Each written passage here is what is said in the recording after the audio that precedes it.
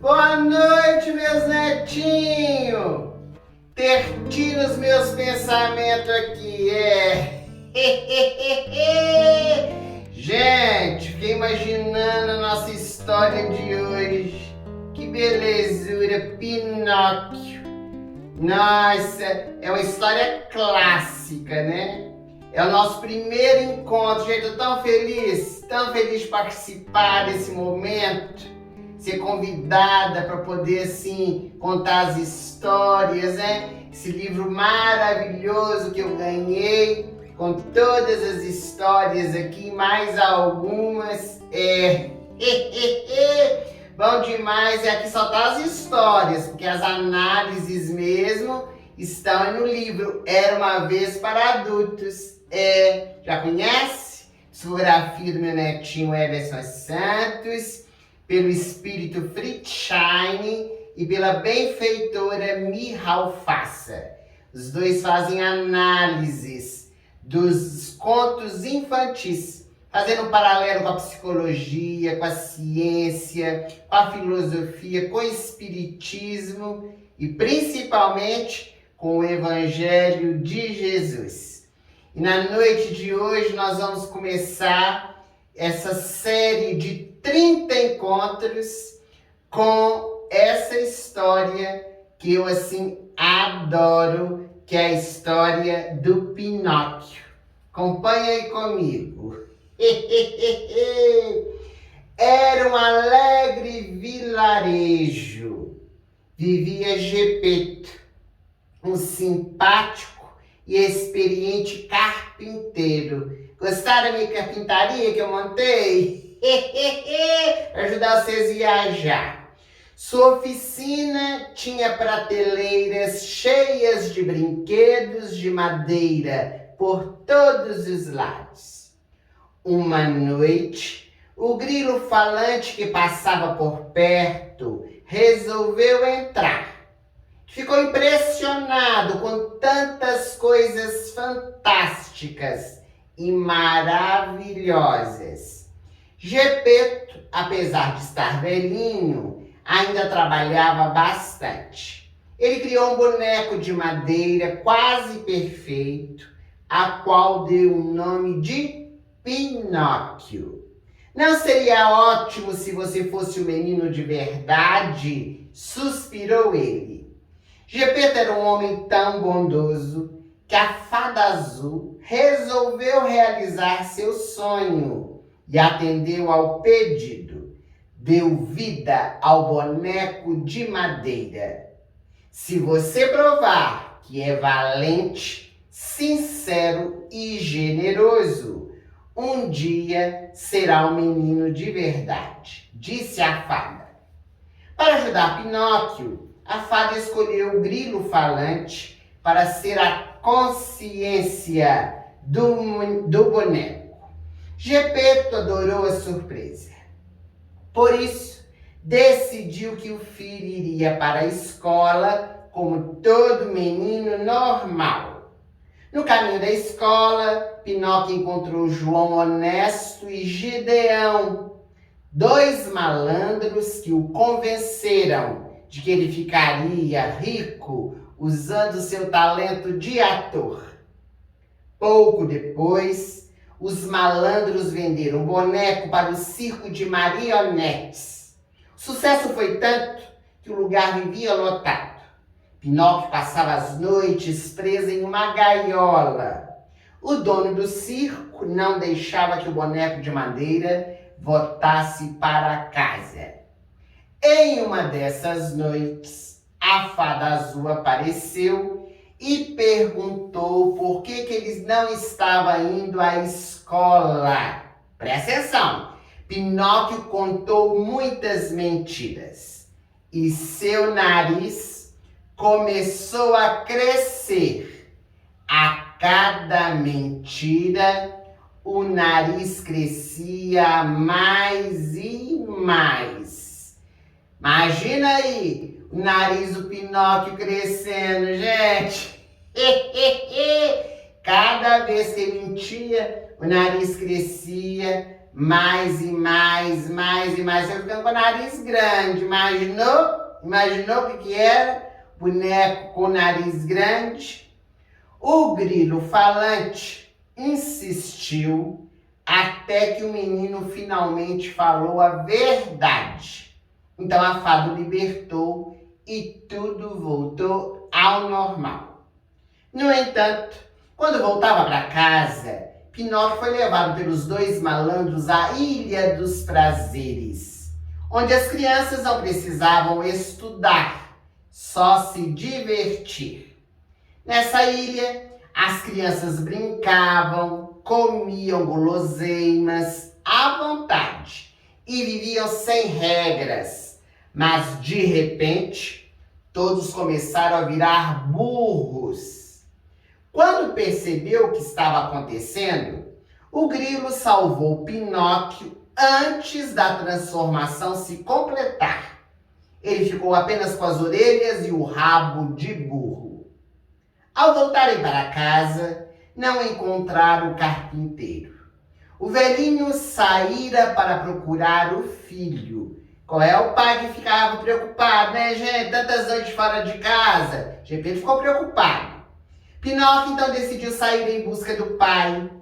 Quando chegou à praia, o boneco de madeira foi engolido por uma baleia gigantesca e acabou por se dando bem dentro da barriga do animal, porque reencontrou Gepeto. Pai dele também tinha sido engolido pela baleia. Para sair dali, Pinóquio fez uma fogueira com a madeira de um navio destroçado. Com a fumaça, a baleia espirrou e cuspiu tudinho para fora. De volta para casa, a fada azul recompensou a coragem de Pinóquio, transformando-o em um menino de verdade.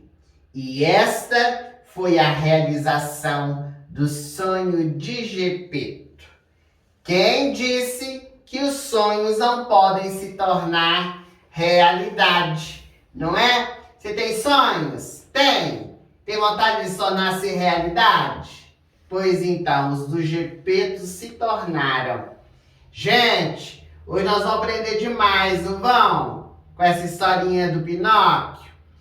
E para poder fazer esse seminário, ninguém melhor que ele, né, gente? Ninguém melhor que o personagem principal, o Pinóquio, para trazer as reflexões. Mas antes, tem uma surpresa para vocês. Tem?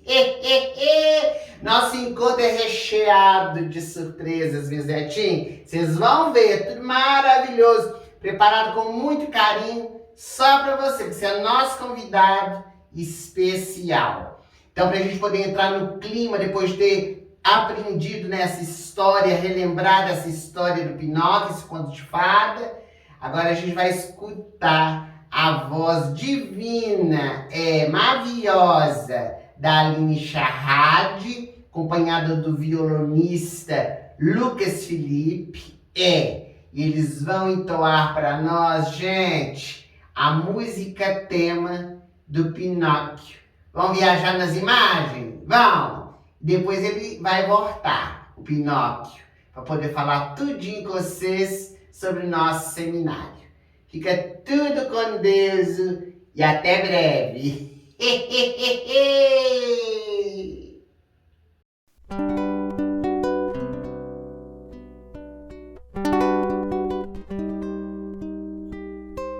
Quem quiser realizar tudo aquilo que sonhou, basta olhar no céu a estrela aqui passar. Se você não sabe bem o que vai acontecer, essa estrela tudo poderá trazer. O que vai acontecer de bom já está marcado bem naquela estrela,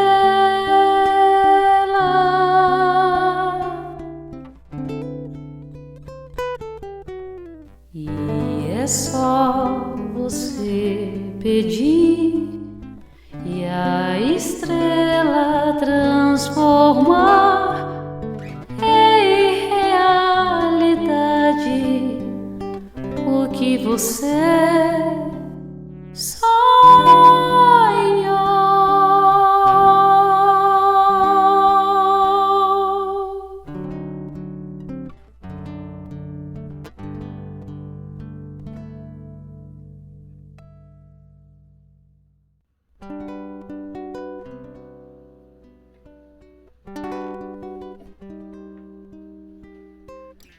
Olá, amigos! Boa noite!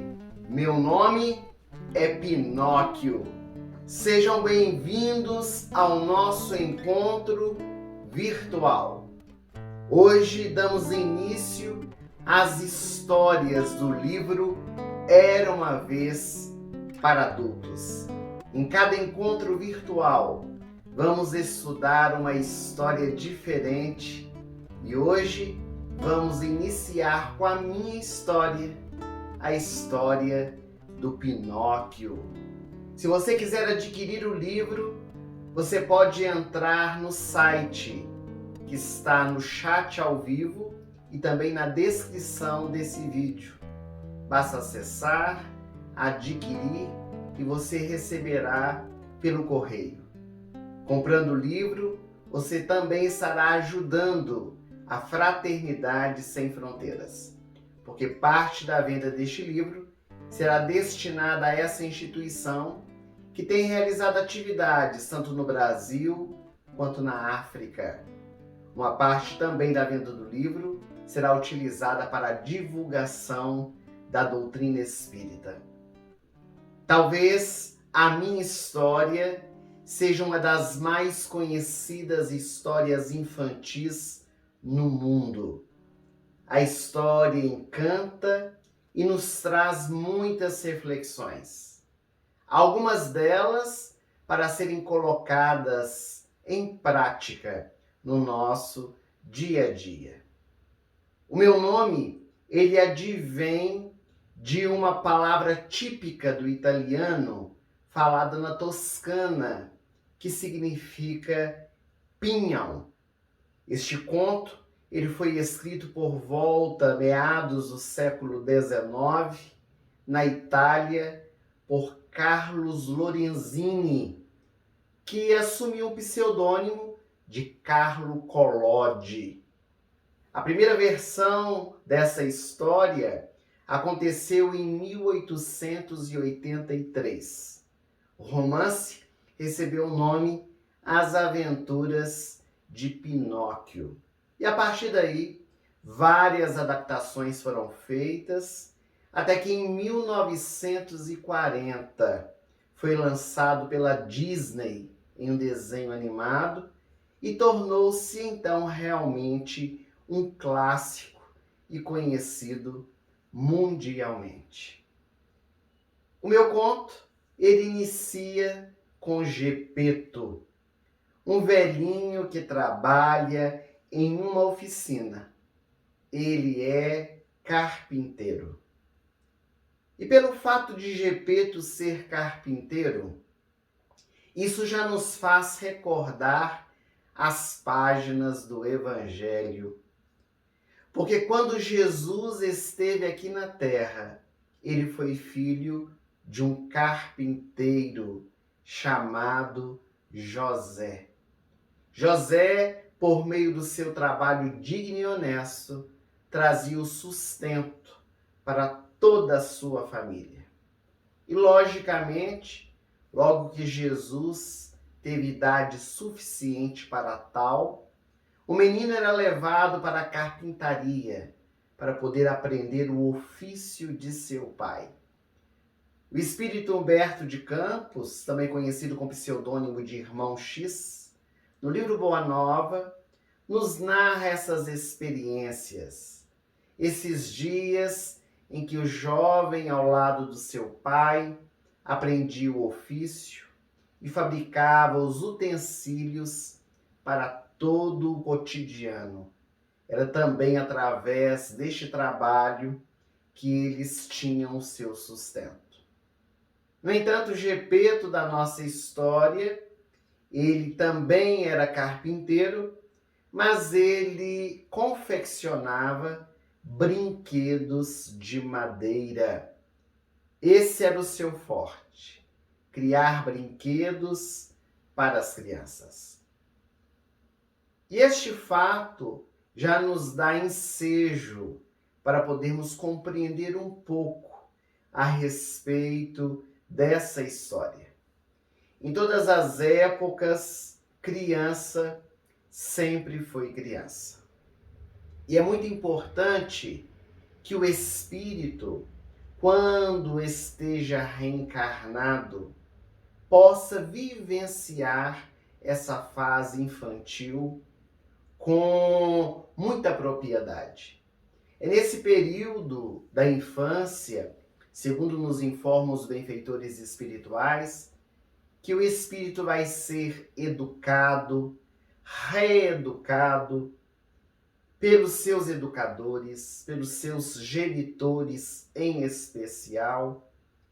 Mas também neste período é imprescindível que o espírito, estando na fase infantil, vivencie também as coisas de criança. Aqui na Terra, por causa da nossa condição evolutiva, o período da infância ainda é bastante longo. Nessa fase, o espírito ainda encontra-se apto, aberto, para poder nortear o seu caráter, para poder modificar aquelas dificuldades que traz o passado. Como uma árvore que, quando está tenra, ela pode ser consertada no seu caule para que não nasça torta.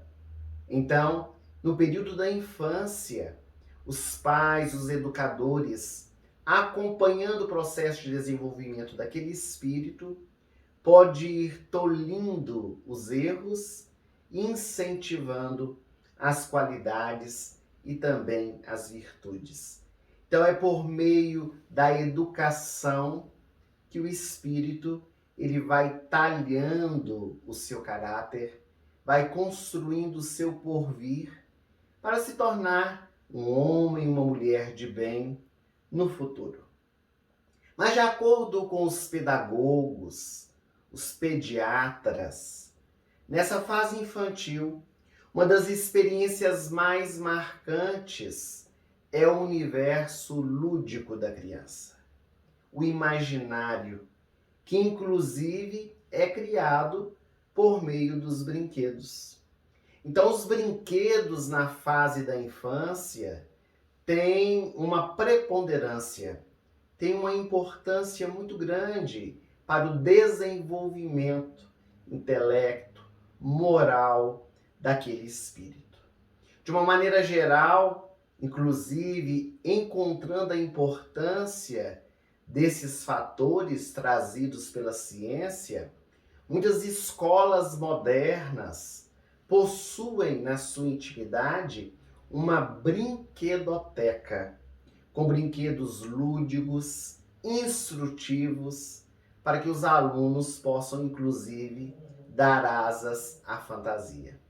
O brinquedo pedagógico, ele aguça na criança o raciocínio, a habilidade, a destreza, a alegria, a percepção das coisas, a capacidade de resolução dos problemas, como também muitas outras capacidades, muitas outras qualidades e virtudes, a depender do brinquedo que é utilizado. Então, nesse período é muito importante que a criança ela tenha o tempo de brincar. É necessário que os pais auxiliem as crianças a poder inclusive organizar o seu dia para ter este momento. Quando os pais são desorganizados, quando os pais não têm horário para nada, consequentemente, as crianças também ficarão sem organização. Então a criança, ela precisa aproveitar da melhor forma possível o seu dia, buscando os recursos de aprendizado, tendo hora para tudo. Os pais precisam disciplinar os filhos para o momento do lazer, para o momento do esporte, da alimentação, do repouso, do estudo, como também da brincadeira.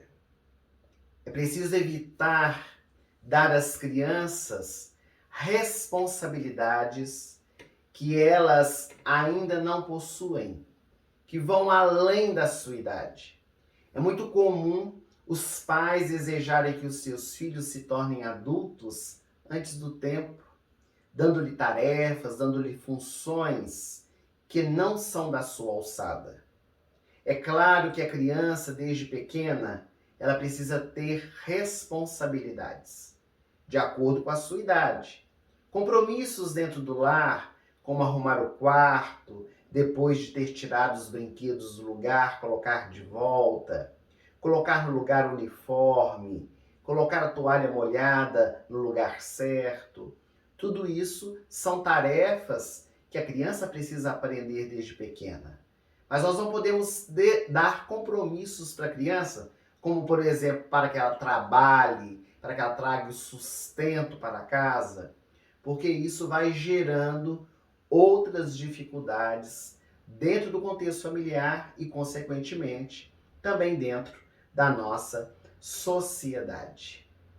É preciso que as crianças elas tenham este momento do divertimento, da brincadeira, porque do contrário se tornarão mais tarde adultos frustrados ou adultos infantis. É muito comum nós encontrarmos adultos com essa vibe, com esse interesse, com esse desejo de ser criança, de aproveitar as coisas de criança.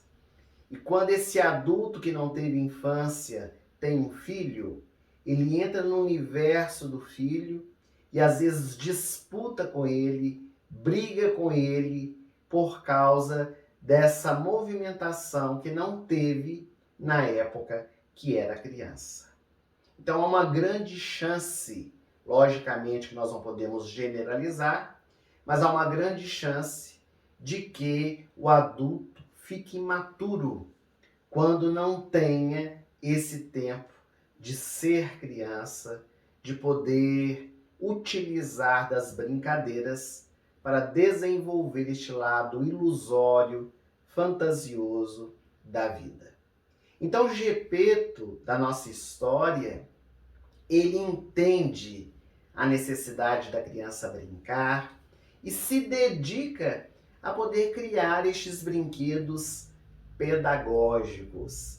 E este é um detalhe muito importante, porque falando de brincadeira, da necessidade da criança ter esse tempo de brincar, é muito importante que nós reflitamos sobre essa proposta de quais brinquedos nós vamos oferecer aos nossos filhos. Porque o brinquedo, conforme nós vimos, ele tem uma importância muito grande na formação do indivíduo e ele desperta na nossa intimidade, na intimidade da criança, valores ou desvalores. Então nós temos brinquedos que despertam a violência, quando nós damos armas de fogo de brinquedo para as crianças, quando nós damos jogos que incentivam o ataque, a morte daqueles que estão no contexto do jogo.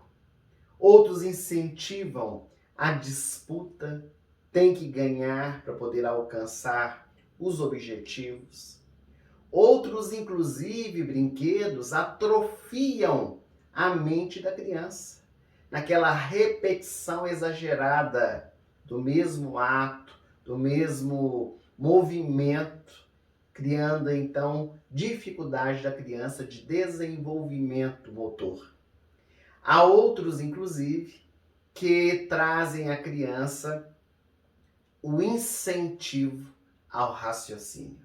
Esses são os melhores brinquedos, aqueles que ensinam a buscar estratégias para se poder alcançar soluções, a fixar a memória, a dar asas à imaginação, e há brinquedos, inclusive, que despertam na criança o desejo de ajudar aqueles que estão na retaguarda. Brinquedos que incentivam a ajudar aqueles que estão para trás para que possam seguir adiante. Então, cabe sempre aos pais e responsáveis buscar avaliar e também perceber quais os brinquedos seriam mais indicados para os filhos. E participar com eles também desse momento de brincadeira. É muito importante também que nós, pais e responsáveis, nós tenhamos em mente que o mais importante não é o preço do brinquedo, mas a proposta que ele traz. Qual é a proposta pedagógica que aquele brinquedo vai trazer para o nosso filho? Houve épocas, e talvez alguns dos nossos internautas tenham vivenciado isso, que uma latinha, um limão, um palito de fósforo, uma bola de meia realizava toda a alegria infantil. Porque o mais importante é aquilo que se cria na imaginação da criança. Os pais são responsáveis por tudo que fazem com seus filhos. Em O Evangelho segundo o Espiritismo, Santo Agostinho traz uma mensagem que, inclusive, nos diz: a vós que sois pais, quando advier a morte física, vos será perguntado: que fizeste dos tesouros que te confiamos?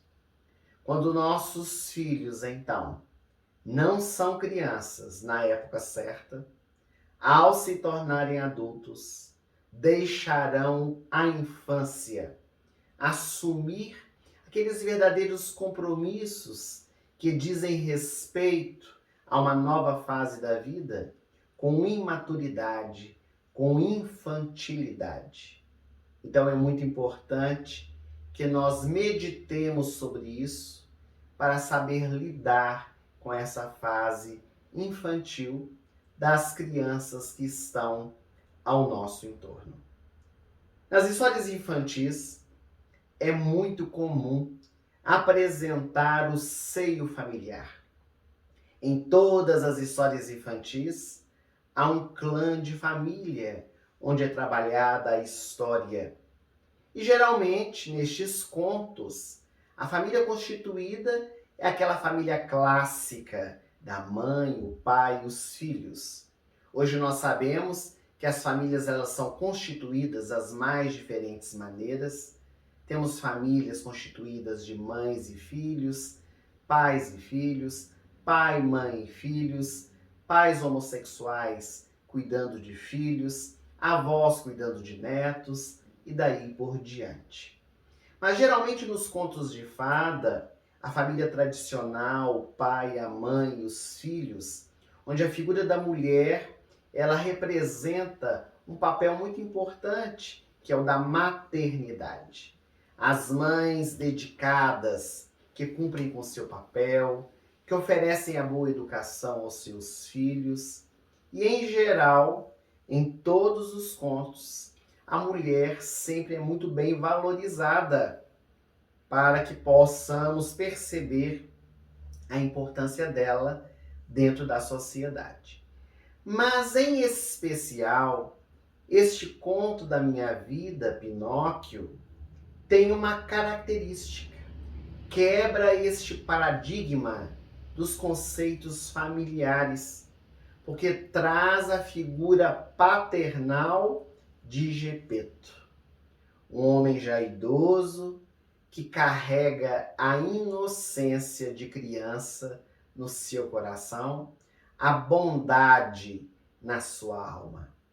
É muito difícil, meus amigos, nós nos tornarmos adultos e mantermos a pureza, a inocência de criança. Jesus, inclusive, pôde nos ensinar que bem-aventurados seriam os puros de coração. E Gepeto é esse ser desvelado, que dedica o seu amor ao trabalho, que ama as crianças. Então essa postura trazida pela história nos ajuda a romper as barreiras dos contos, as barreiras da nossa sociedade, entendendo que a família ela vai muito além dos laços consanguíneos. Os laços que nos ligam, os verdadeiros, são os laços espirituais. Muitas vezes, quando nós vamos ler um conto infantil, nós achamos que isso é coisa de criança. Mas os contos, eles nos trazem muito aprendizado, inclusive para nós que somos adultos. A seriedade, a profundidade das lições. E esse livro, Era uma Vez para Adultos, tem esse intuito, por meio dos benfeitores Friedschein e Michal Fassa, que desdobram, que analisam esses contos, trazendo-nos a mensagem divina, à luz do Evangelho, do Espiritismo, da ciência, para que nós possamos compreender um pouco mais, inclusive colocar em prática no nosso dia a dia. As movimentações de Gepeto, elas são notáveis, porque ele conversa com os brinquedos, ele tem o desejo de dar vida a esses brinquedos, mas em especial, ele tem uma profunda ligação comigo. Ele quer cuidar de mim. Eu desperto no coração de Gepeto, do artesão dos brinquedos, um sentimento que ele ainda não havia tido, um sentimento paternal. Então Gepeto começa a ter o desejo ardente de ser pai. É muito interessante porque o autor deste conto, ele não narra se Gepeto era casado, se ele era viúvo. Subentende-se que se ele tinha sido casado ou se ele é casado, ele não tem filhos. Então ele dirige toda a sua criação, ao seu trabalho, o amor que ele não pôde transferir a um filho consanguíneo. Isso faz um grande paralelo com as criaturas humanas, porque na vida real, essa postura ela se apresenta por diversas vezes e em várias situações. Essa transferência do amor, seja o paternal, o maternal, dos filhos que não se pode ter. Então, geralmente, as criaturas humanas transferem esse amor para os animais de estimação, para objetos ou mesmo para pessoas que são no convívio do dia a dia, familiar, um amigo, alguém bem próximo. Mas então, ao fabricar o boneco de madeira, ao me fabricar, Gepeto, então ele manifesta esse desejo muito real de que eu fosse um menino de verdade, que eu fosse o seu filho, para que ele pudesse ter a oportunidade de ser um pai verdadeiro. E a vida, ela tem as suas estratégias. Deus, na sua infinita misericórdia, no seu infinito amor, tem as suas formas de agir, de falar ao nosso coração. E é claro que aqui na simbologia da história, ele concede a Gepeto, por meio da fada azul, aquele desejo maternal. Então eu ganho vida, embora permanecesse um boneco de madeira. Então Gepeto, ele torna-se o meu pai e ele não se importa que eu seja um boneco de madeira. Ele vê a importância agora de poder se dedicar, já que eu tive vida, para trabalhar todos os recursos em meu favor. Ele queria despertar dentro do seu coração os laços de afeto, de carinho, de amor e, consequentemente, fazer com que eu também desenvolvesse este sentimento para com ele. É na convivência, e somente na convivência, que nós vamos despertando esses laços de ternura, de carinho, de respeito, de gratidão. E é por isso que nós somos colocados dentro da família. É no contexto familiar que nós temos essa oportunidade bendita de estreitarmos esses laços, se porventura eles não houverem. Mas a primeira movimentação de Gepeto, quando ele percebe que eu ganhei vida por meio da fada azul, é que eu precisava estudar. Então Gepeto, ele nota a importância da instrução na vida de uma criança, a instrução que é dada na escola, mas também da educação que é forjada dentro do lar. Gepeto, ele vai dar todas as orientações a mim, ele vai tentar me trazer os valores, falar de qualidades, falar de virtudes, trazer ensinamentos muito aprofundados a respeito da convivência dentro da sociedade.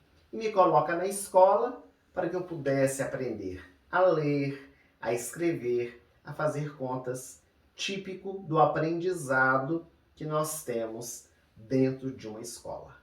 Então ele é muito desvelado, muito cuidadoso para comigo. Ele desejava com todas as forças do seu ser que eu pudesse ser muito feliz. Então esse conto de fadas, ele nos mostra que os nossos sonhos, eles podem se tornar reais.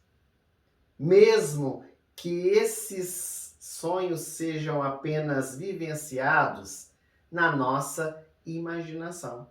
Porque às vezes nós temos um ideal, temos um desejo que não acontece da forma que nós desejamos, ou não sucede no ponto de vista físico, mas nós criamos, nós ideoplastizamos de tal forma que é como se nós estivéssemos vivendo aquele momento na nossa intimidade. É o poder do pensamento. Aliás, o benfeitor espiritual Emmanuel, pelas mãos de Chico Xavier, ele diz que pensamento é vida. E Jesus também se referiu a isso, de uma forma a nos fazer pensar sobre o que estamos criando na nossa mente.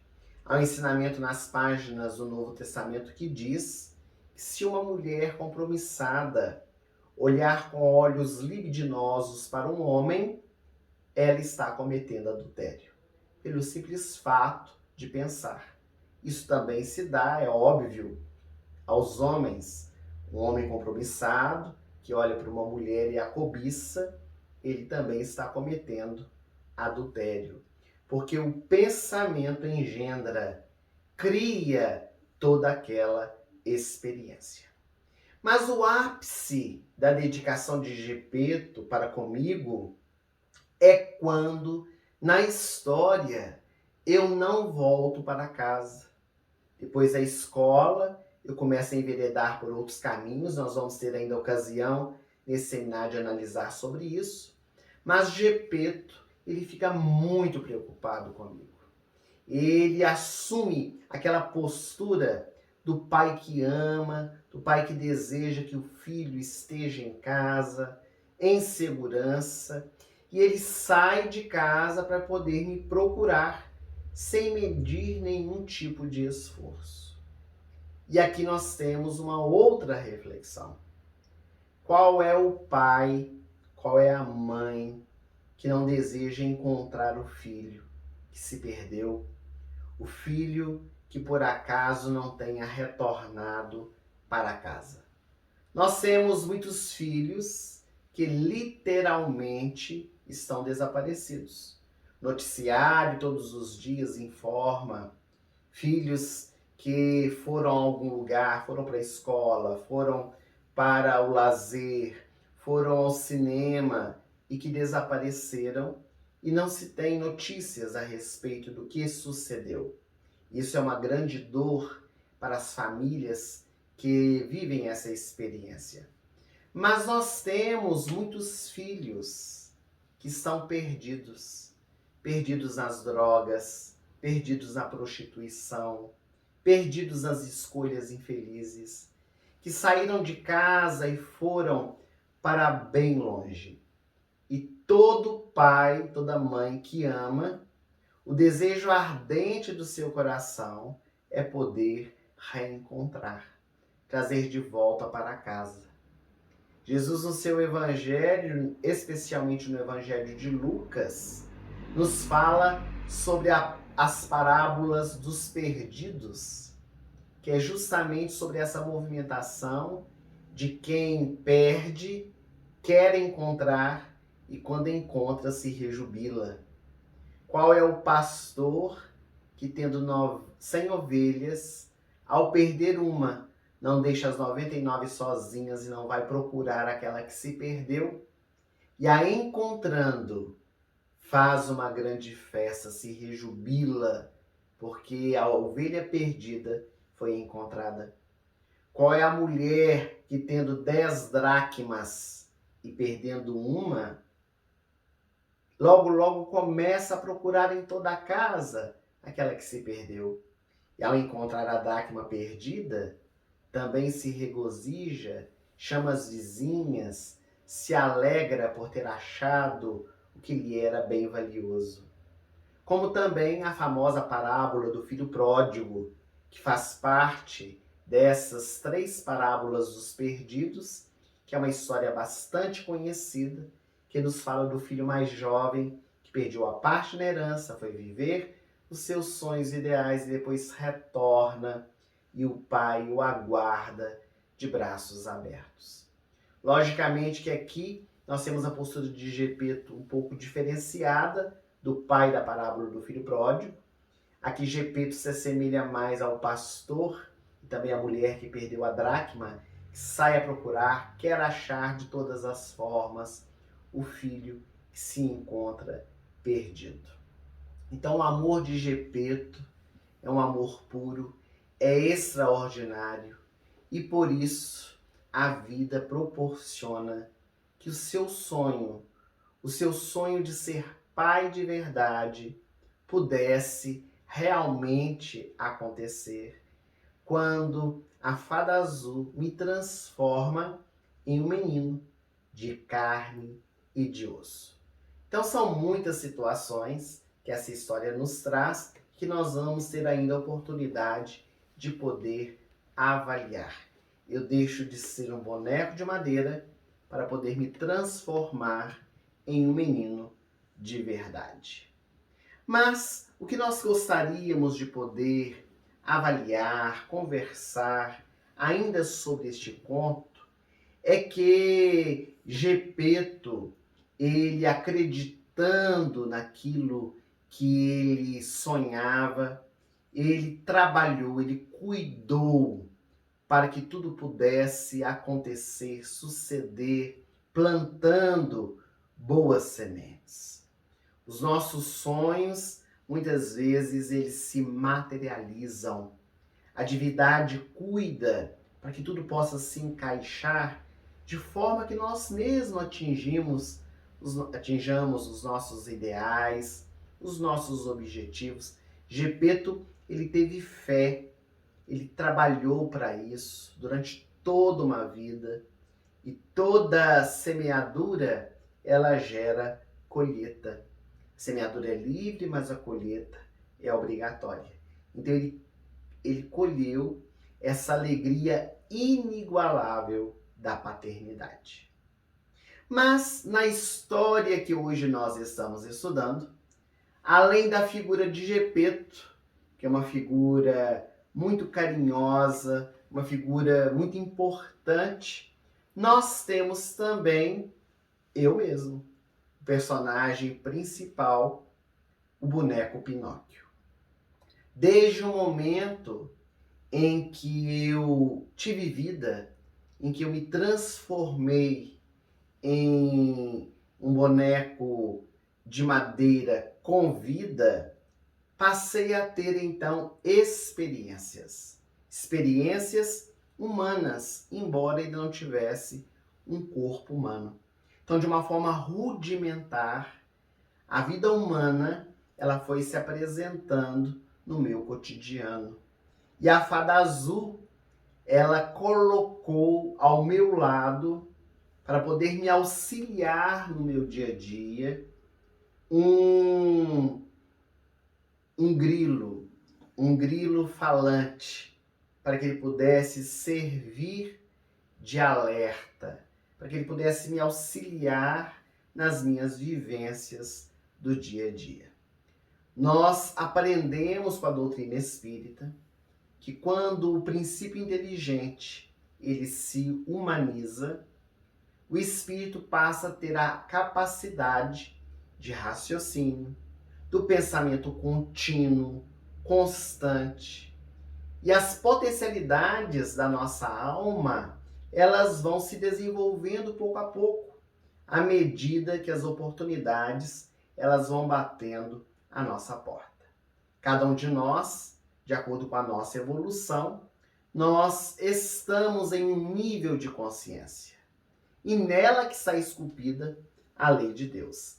Mas quase sempre, quando nós estamos encarnados, de posse do nosso livre-arbítrio, nós nos afastamos da lei.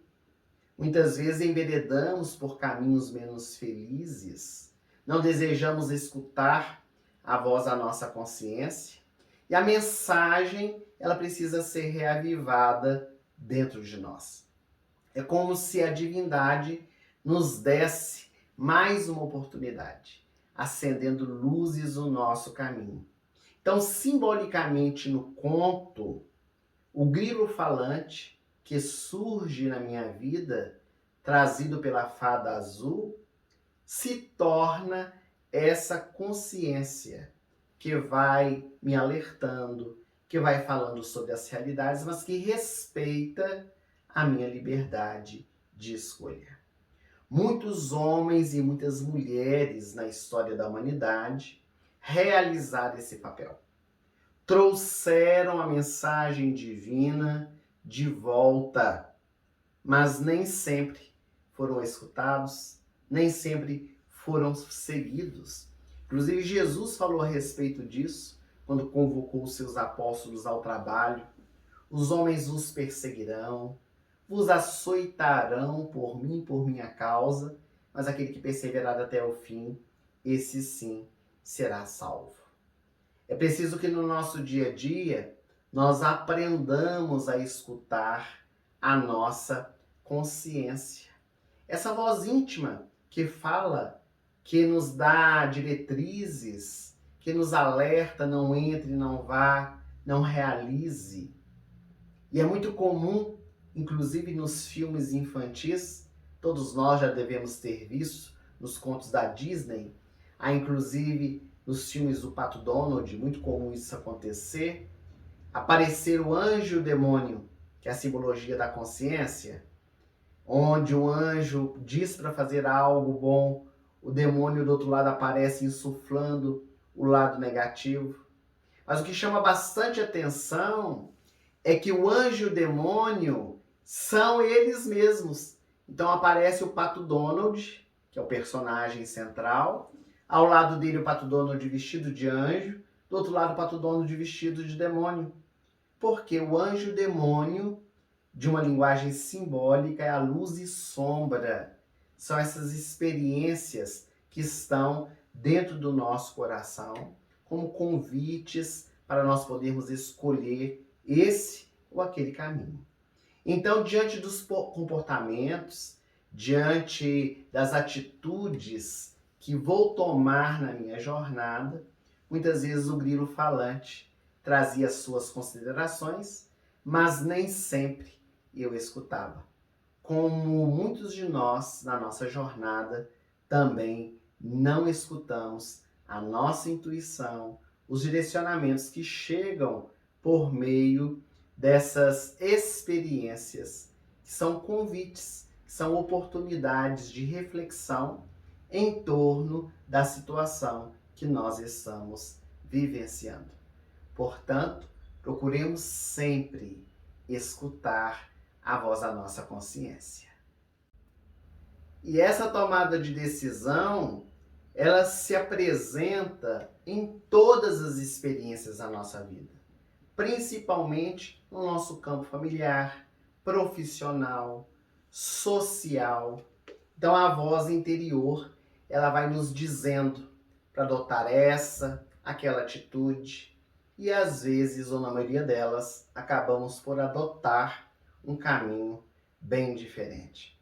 É muito comum quando nós estamos dialogando com alguém, conversando com alguém que traz algum tipo de problema, uma dificuldade, um desabafo, nós escutemos aquela voz íntima que nos diz para falarmos isso, para falarmos aquilo, e às vezes nós silenciamos. Nós ficamos em dúvida se realmente devemos falar ou não, diante daquele convite de auxílio, naquele momento difícil que a pessoa está passando. Às vezes nós renegamos o auxílio com medo da intuição que nós estamos recebendo. De certo que é sempre importante nós termos o bom senso, a análise, mas como está no Livro dos Espíritos, geralmente essa primeira movimentação que chega à nossa mente, essa intuição que chega tão forte, é aquela mais produtiva para que nós possamos realizar. Então são várias experiências que às vezes vão se apresentando e que demonstram quanto ainda nós precisamos modificar. Procurar ouvir mais a voz da nossa consciência. Procurar disciplinar mais, aguçar mais a nossa intuição. Mesmo porque todos nós sabemos aquilo que precisamos realizar, mas ainda não firmamos as nossas atitudes. Ainda falta a disposição de poder combater o bom combate. Então é preciso fortalecer a nossa mente para o despertamento íntimo.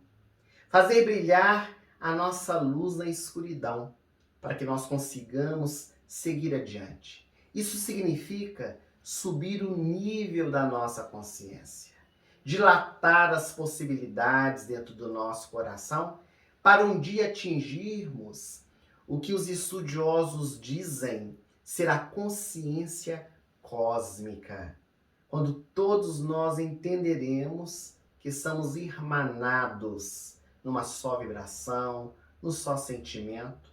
Todos nós somos irmãos, filhos de um mesmo Pai. Conforme nós dissemos, a todo instante da nossa vida, nós somos convidados a fazer escolhas. E comigo, na minha história, não foi diferente.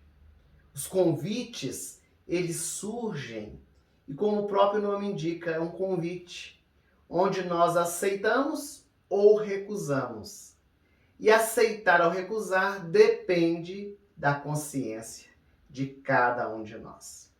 Eu havia recebido, desde quando o sopro de vida se deu em mim, do meu pai Gepeto, todas as recomendações, todas as orientações, aquilo que se devia, do que não se devia fazer. Ainda tinha o grilo falante que me acompanhava, onde eu ia, ele estava comigo, direcionando os melhores caminhos.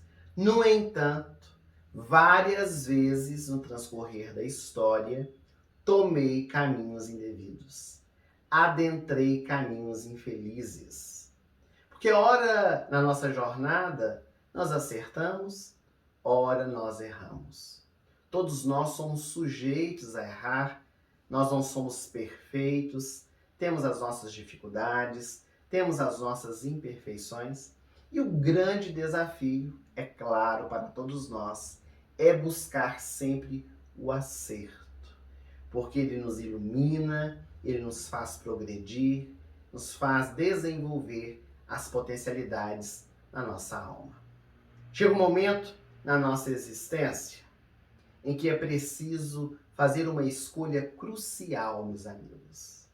E essa escolha de que um Senhor precisa ser seguido. Não se pode servir a dois senhores, conforme também nos ensinou o meigo Rabi da Galileia. Pode ser que por um tempo nós consigamos, por um momento, servir a dois, estar vinculado a dois empregos, tomar dois caminhos que são diferentes, na dubiedade das nossas escolhas, mas uma hora isso começa a trazer dificuldades. Uma pessoa que opta, por exemplo, a ter dois empregos, seguir duas frentes de trabalho, ela pode, durante alguns meses, alguns anos até, trabalhar, servir naquela área, mas chega um momento, chega o estresse, chega o cansaço, onde a pessoa ela já não consegue mais, onde ela precisa se afastar de a produtividade cai, porque o próprio corpo já não responde. Uma pessoa que torce para dois times de futebol é mais complicado, porque um dia chega que vai precisar escolher, um dia vai chegar que aqueles dois times do seu coração vão jogar, então ela vai ter que escolher para torcer por um deles, não tem jeito de torcer pelos dois. Então Jesus, ele solicitou que nós pudéssemos escolher a quem queremos servir, a Deus e a Mamon. As possibilidades, elas são inúmeras. Os convites sempre estão batendo na nossa porta e nós precisamos saber escolher. Eu, na minha jornada, conforme vocês escutaram a história com a vovó Luzia, tive muitos momentos de incertezas. Quando me deparei com as experiências do mundo, muitas vezes deixei me envolver por elas, fiquei deslumbrado com aquilo que era novo, com aquilo que era diferente, e me permiti envolver. Então é preciso nós termos muita vigilância, principalmente com aquilo que é desconhecido, para não nos deixar envolver pelas tentações. Jesus, quando fez a oração do Pai Nosso, ele se referiu: não nos deixeis cair em tentação. A tentação ela só existe quando nós temos uma predisposição a realizar alguma coisa. Então trabalhemos por descobrir aquilo que nós temos dificuldades, para não deixar que pessoas, situações nos envolvam nessas tentações, nos tirando do caminho verdadeiro. Mas é claro que quando nós fazemos uma escolha, logo, logo advém as consequências. Cada um de nós precisamos responder por aquilo que nós realizamos.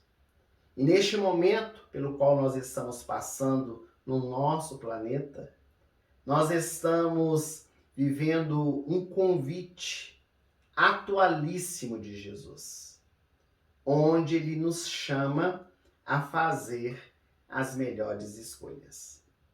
Neste instante da Terra, meus amigos, não cabe mais nós termos dubiedade de conduta ou ficarmos apáticos em cima do muro diante de uma situação, aguardando qual o lado melhor para nós podermos tombar.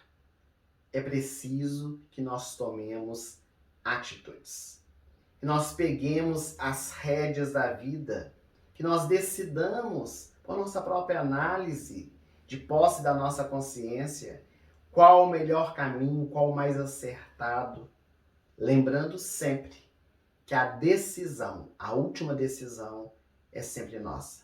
Nós podemos ser influenciados pela nossa família, nós podemos ser influenciados pelos espíritos desencarnados, nós podemos ser influenciados pela mídia, nós podemos ser influenciados pela religião, mas a decisão final é sempre nossa.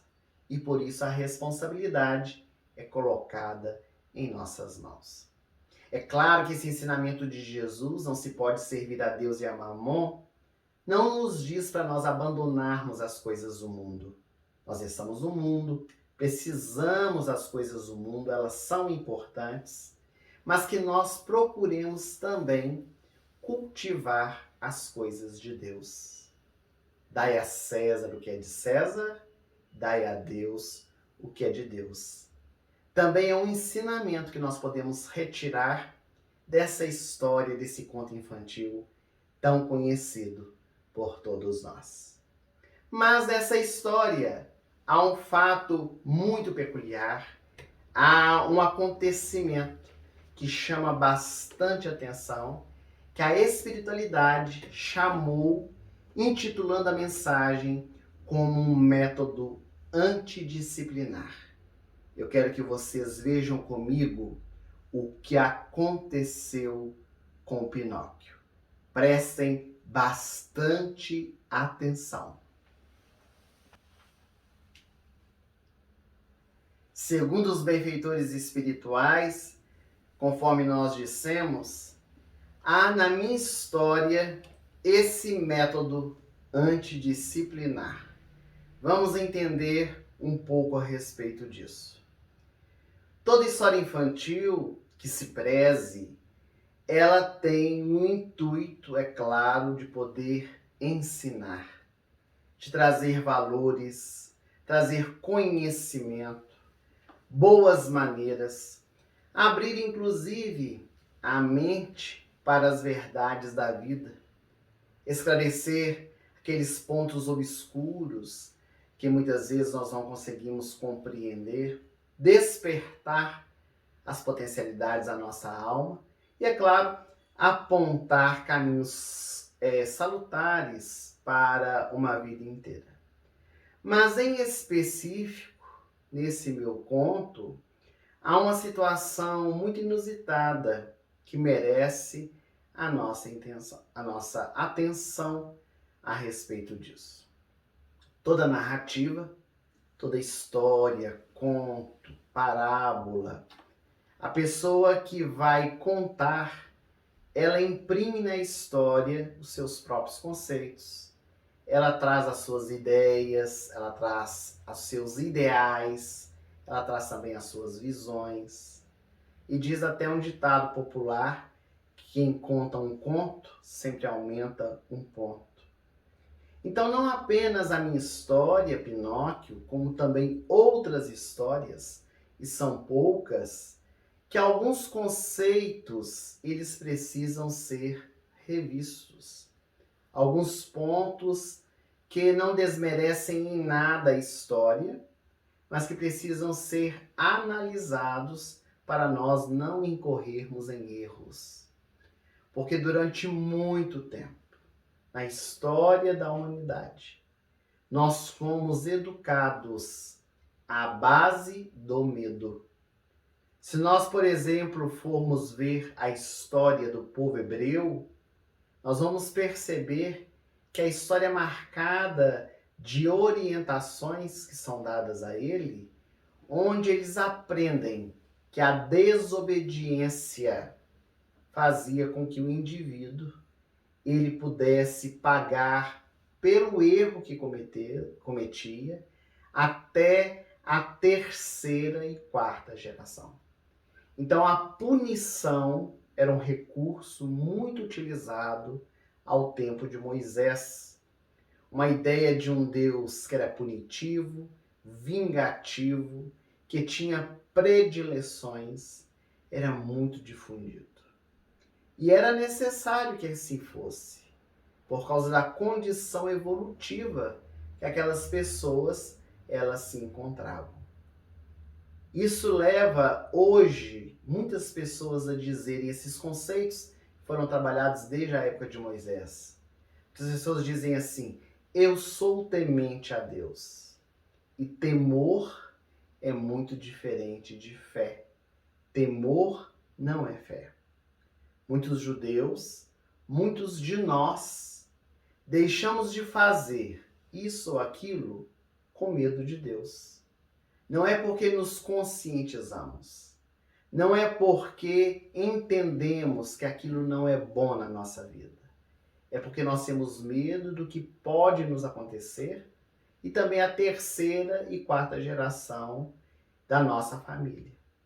Então é muito importante que na nossa vida cotidiana nós comecemos a meditar sobre essas metodologias que nós utilizamos para poder ensinar.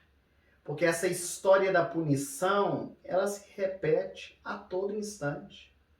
Muitos dos nossos filhos têm medo de nós.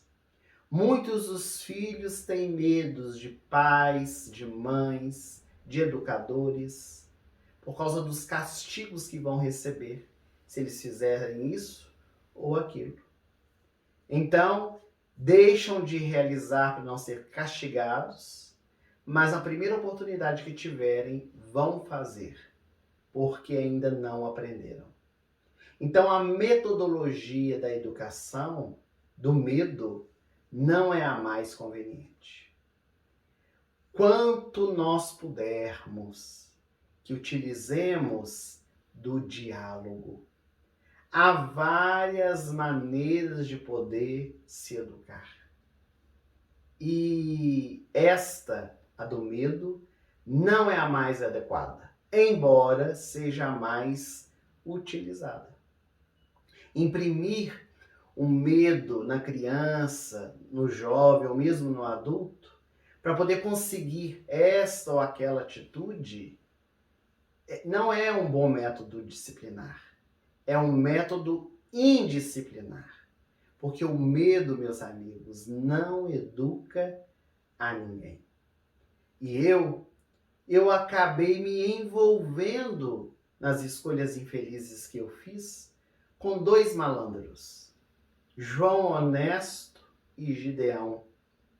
Quando eles estavam indo para a escola, eles me cercaram e me convenceram que eu ia ficar mais rico usando o meu talento de ator. E logo eu acreditei naquela fantasia, naquela ilusão, escolhi estar com eles e acabei preso dentro de uma gaiola sem conseguir voltar para casa. Ou seja, acabei sendo escravizado. Fui ali colocado à disposição daqueles que queriam se aproveitar de mim. E durante alguns dias eu fui levado àquelas apresentações no teatro, sendo obrigada a fazer isso, quando eu tive a visita da Fada Azul, que veio ao meu encontro. E logo ela me perguntou, a primeira coisa que ela me perguntou é por que eu não havia ido à escola. E é claro que eu menti para ela. Eu quis justificar a não ida na escola com uma mentira. E nesse instante, o meu nariz cresceu. Então, esse ponto da história que precisa ser revisto. Quando utilizamos dessa metodologia para poder educar as nossas crianças. É muito comum no nosso dia a dia nós, inclusive, usarmos essa história, a minha história, para poder educar. Se você mentir, vai ficar igualzinho ao Pinóquio, com o nariz grande porque mentiu. Se você não estudar, vai ficar como um burro. Porque logo depois que eu menti para a fada, meu nariz cresceu e ela me libertou daquela gaiola, eu ainda não aprendi a lição. Porque deixei-me envolver novamente por eles, por João Honesto e Gideão, que puderam me levar para a Ilha dos Prazeres, onde as crianças não precisavam estudar e ali se divertiam e achavam que estavam sendo muito felizes. E elas, com o tempo, se transformavam em burros. E eu comecei a me transformar num burro. As orelhas, o rabo começou a crescer e só não me transformei num burro porque o grilo falante me tirou logo dali. A minha consciência falou mais alto.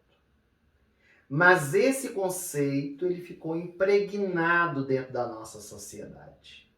Se você mentir, o seu nariz vai crescer como o de Pinóquio. Se você não estudar, você vai se transformar em burro. Então, de maneira equivocada, estes artifícios, eles são utilizados para nós podermos ensinar os nossos filhos a falar a verdade, a estudar, quando o melhor seria o bom diálogo, o esclarecimento dos malefícios da mentira, da importância do estudo, falar sobre a importância da verdade. Então, os métodos antidisciplinares, eles podem gerar muitos conflitos.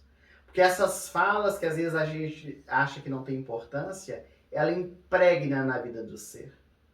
Então a criança começa a achar que ela é burra realmente.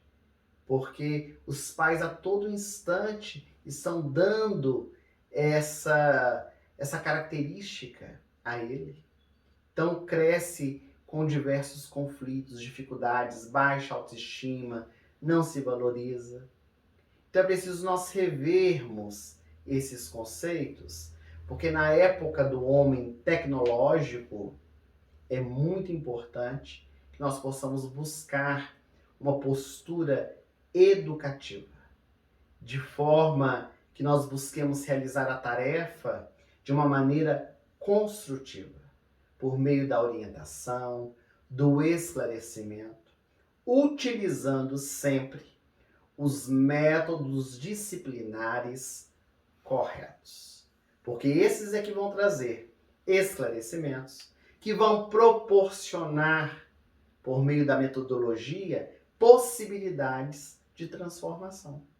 De que nós possamos despertar dentro do nosso coração homens e mulheres de bem. Então, a história de Pinóquio, a minha história, ela é cheia de muitas simbologias.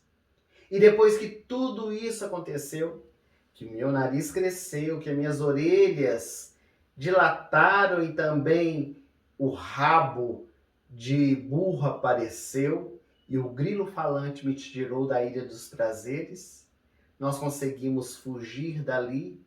Logo, logo, eu fui ao encontro do meu pai. Eu quis voltar para casa e veja o que aconteceu. Quando eu cheguei em casa, com aquela vontade enorme de poder encontrar o meu pai, de abraçar o Gepeto, de estar com ele, de pedir-lhe inclusive perdão por tudo que eu havia feito, eu descobri que ele não estava em casa. E logo, logo comecei a ficar muito preocupado.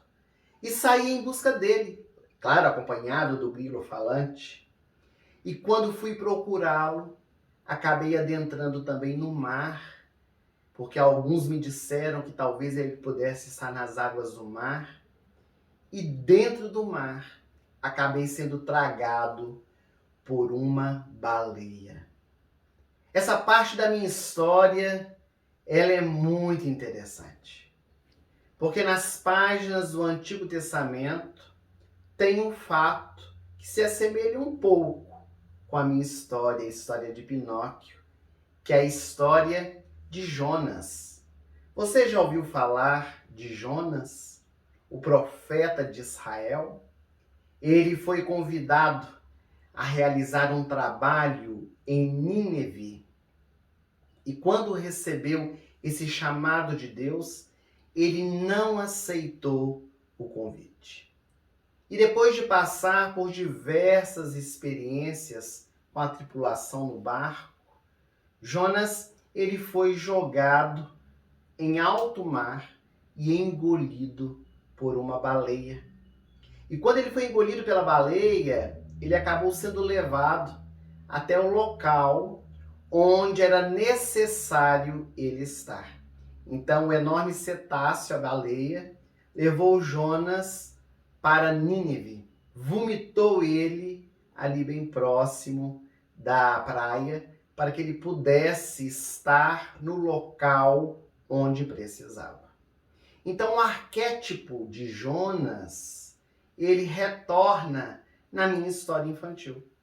Quando eu sou tragado para dentro da baleia, e ali encontro o meu pai adotivo, ali encontro meu amado pai Gepeto, dentro ali da baleia eu começo a repensar sobre a minha vida.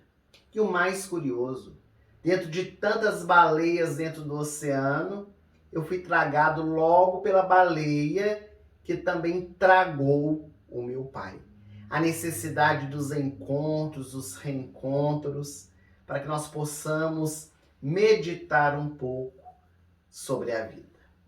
Mas os benfeitores Friedschein e Michal Fassa, quando vão analisar essa parte da minha história, eles dizem que ser tragado por uma baleia pode ser analisado em duas vertentes. Sim, de duas maneiras diferentes. Quer dizer que nós podemos ter várias interpretações diante de um fato, para nós podermos retirar o aprendizado que nós necessitamos. Isso é o rico de toda a história, de toda a parábola, de todo o conto infantil, onde nós conseguimos depreender diversas nuances de um mesmo ensinamento. E a primeira vertente que eles nos trazem sobre a questão da baleia e tragar tanto Gepeto quanto eu, é que a jornada terrena, às vezes, na nossa jornada terrena, nós somos tragados por baleias, tragados pelas situações do mundo, por problemas, por dificuldades, por aflições, e às vezes nós nos sentimos prisioneiros daquela vivência. Quantas vezes nos sentimos isolados do mundo, como se nós estivéssemos sozinhos? Então, na simbologia, muitas vezes nós estamos presos no estômago de uma baleia. E a depender da situação, às vezes sentimos atados, amarrados, sem nada poder realizar, como se a baleia quisesse nos destroçar dentro dela. Em outros momentos, ainda nessa análise, parece que às vezes nós somos tragados pelas paixões avassaladoras. E aqui não falamos apenas do relacionamento afetivo, falamos de paixões que às vezes se tornam verdadeiros incêndios na nossa vida, trazendo muitas dificuldades. Sentimos trapaceados no trabalho remunerado, em uma mudança de cargo. Temos aquela sensação de estarmos sendo engolidos pelo mundo, sendo traído por pessoas, em uma prova de concurso público, de vestibular, principalmente quando não passamos, nós achamos que estamos sendo tragados por essa baleia. Então, quantas são as baleias que querem nos tragar na nossa vida? E é preciso estar vigilante, atento, para não deixar nos envolver com essas situações, principalmente no desespero. É imprescindível que consigamos vencer a nós mesmos e essas possíveis baleias que muitas vezes querem nos devorar. Então, a primeira análise que eles trazem é esta. Mas a segunda, também muito importante, eles analisam que nessa segunda vertente da baleia tragando a mim e também ao meu pai Gepeto, e essa, segundo eles, seria a análise mais coerente, mais ideal para o conto, é o aprendizado que nós adquirimos por meio dessa misericórdia divina que se apresenta para todos. Porque ser tragado pela baleia, às vezes essa simbologia de chegar no fundo do poço, no último degrau, onde nós começamos a reconhecer a nossa necessidade, a necessidade de mudar. Então surge a baleia que nos traga, que nos leva à escuridão e nos coloca em uma visão diferenciada da vida, do mundo, coloca-nos em contato conosco mesmo. Então vejamos, na história que nós narramos de Jonas, foi dentro da baleia que ele meditou sobre as suas escolhas, que ele caiu em si, que ele percebeu que deveria cumprir com a sua missão, com as determinações que Deus lhe trouxe para ir à cidade de Nínive, a ponto da baleia levá-lo até aquele local.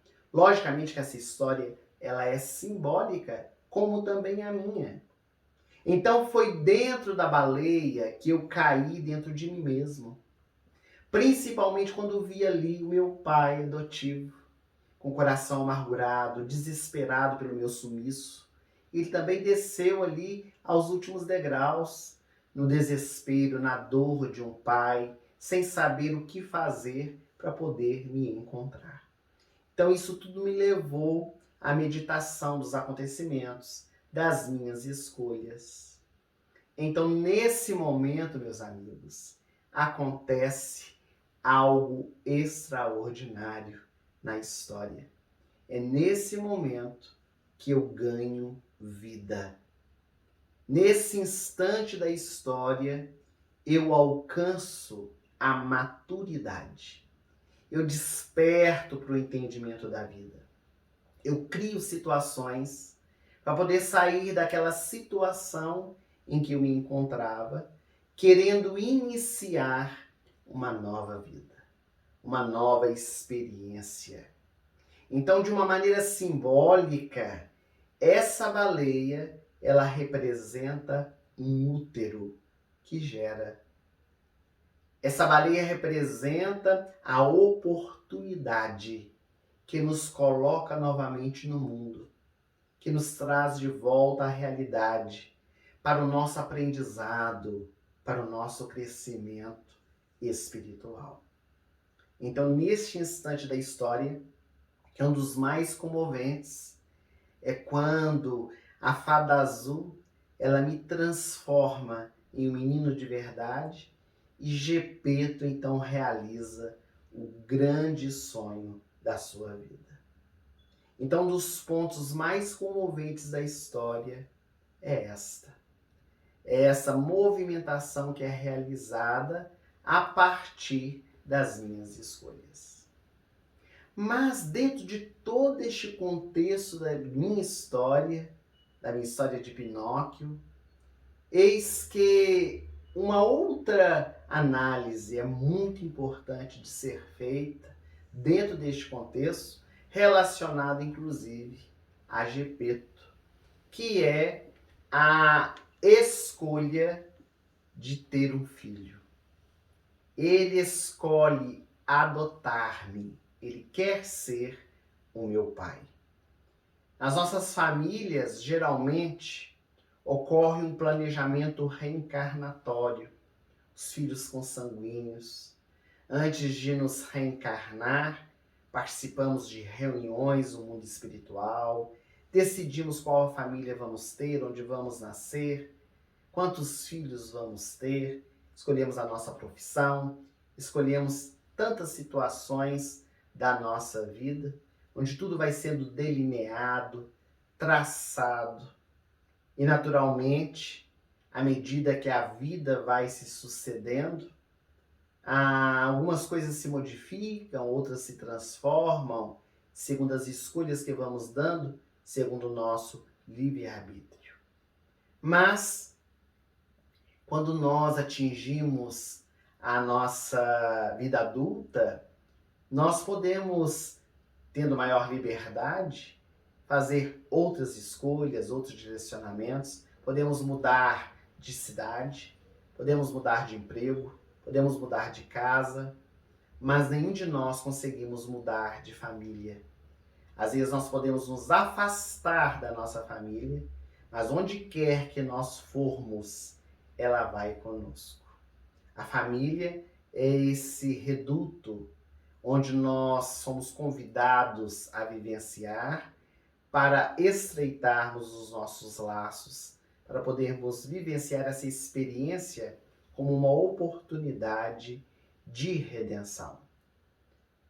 Na atualidade, as terapias nos auxiliam muito bem a lidar com as experiências familiares, especialmente uma terapia que está muito em voga no momento, muito estudada, muito difundida, são as constelações familiares, onde o laço sanguíneo que une os seres faz despertar muitas vezes sentimentos que são próprios da nossa herança genética, da continuação da nossa prole, do nome da nossa família.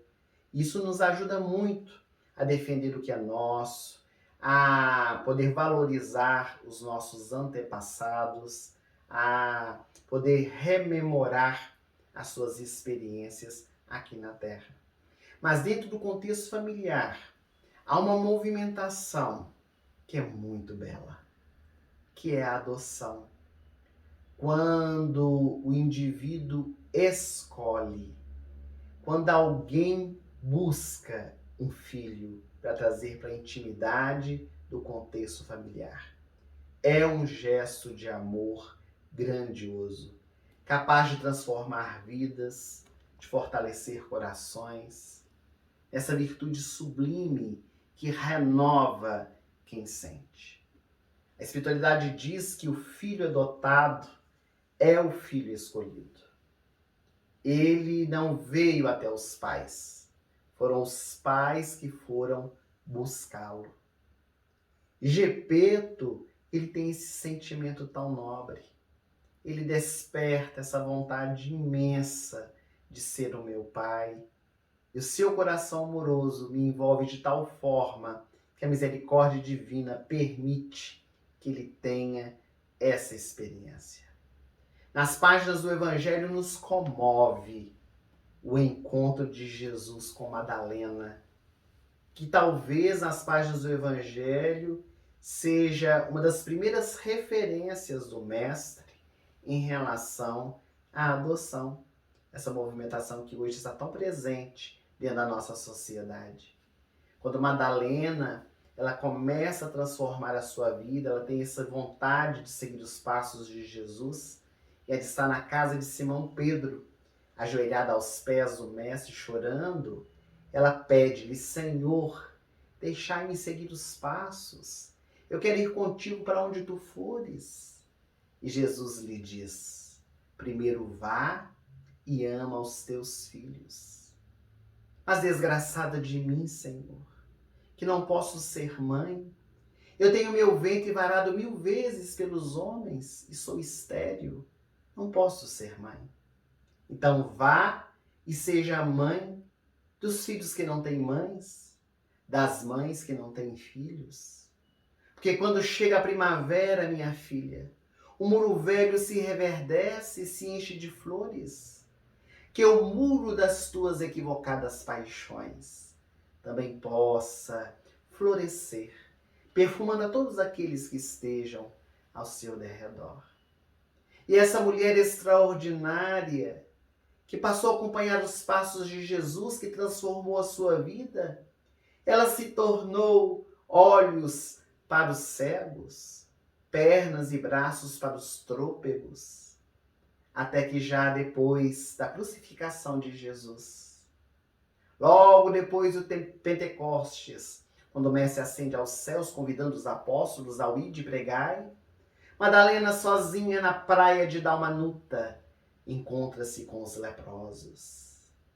E ela sente no seu coração aquele amor de mãe, de mulher, com desejo de poder auxiliá-los de alguma forma. Ela estava sozinha, eles também.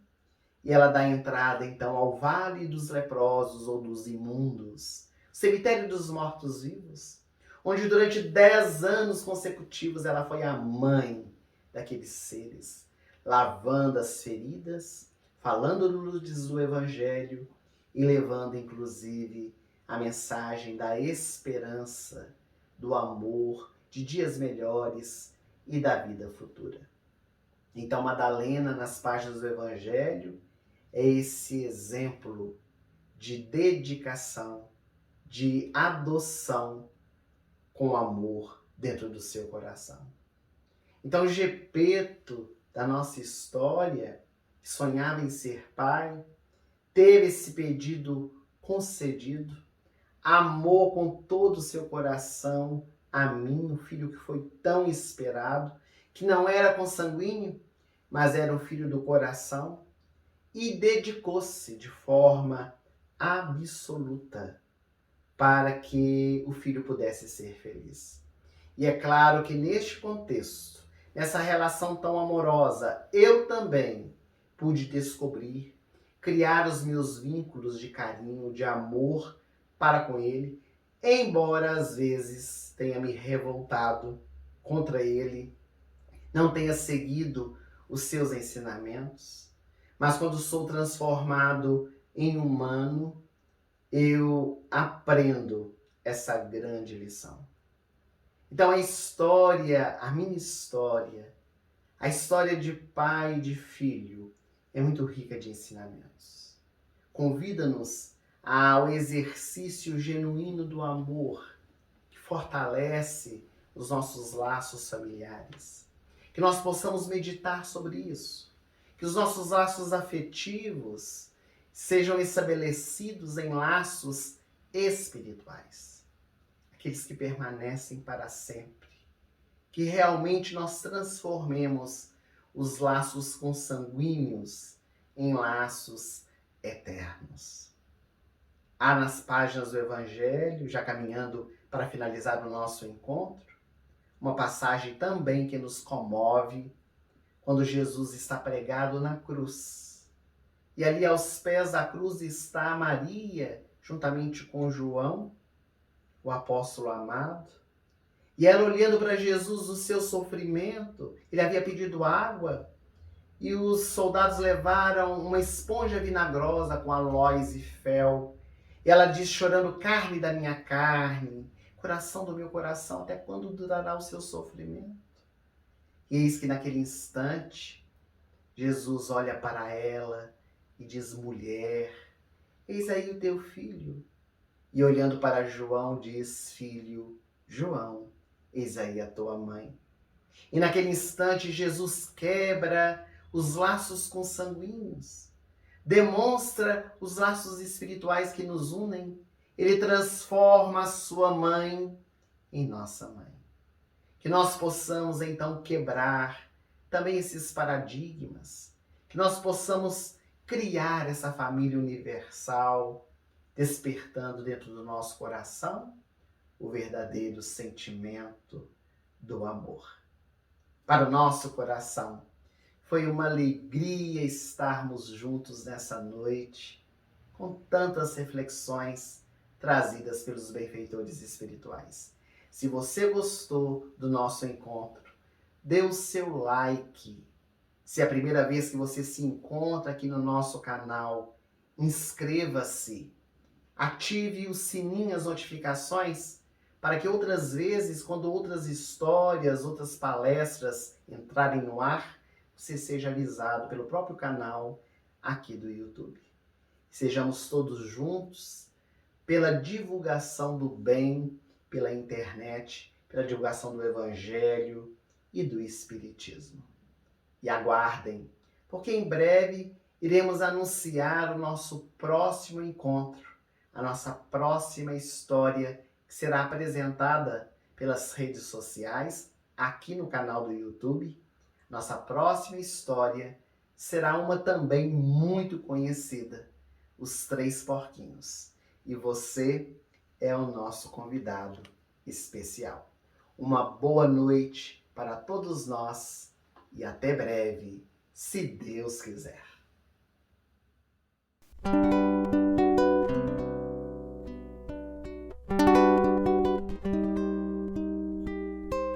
Quem quiser realizar tudo aquilo que sonhou, basta olhar no céu a estrela aqui passar. Se você não sabe bem o que vai acontecer, essa estrela tudo poderá trazer. O que vai acontecer de bom já está marcado bem naquela estrela.